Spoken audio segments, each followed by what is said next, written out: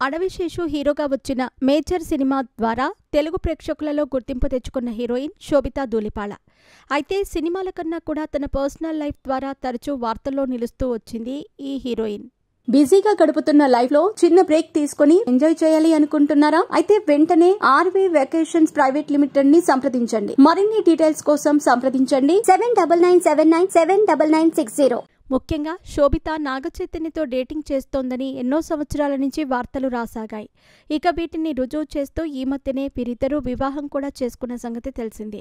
నాగచైతన్య శోభిత పెళ్లి అంగరంగ వైభవంగా జరిగింది. వీరి పెళ్లికి సినిమా ఇండస్ట్రీ నుంచి ఎంతో మంది సెలబ్రిటీస్ వచ్చారు. ఇందులో భాగంగా అల్లు అరవింద్ సైతం ఈ వివాహానికి హాజరయ్యారు.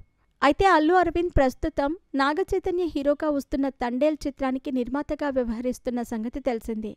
ఇక అల్లు అరవింద్ ఈ పెళ్లికి హాజరైనప్పుడు శోభిత పెళ్లిపీటలపై కూర్చొని అల్లు అరవింద్ అని ఒక ప్రశ్న అడిగిందట.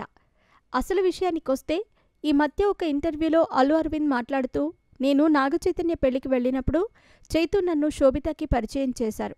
శోభిత నేను తెలుసు అన్నట్టు తల ఊపుతూనే నన్ను ఒక ప్రశ్న అడిగింది. ఇదేమిటి పెళ్లిపీటలపై కూర్చొని ఇలా అడుగుతోంది అనుకున్నాను.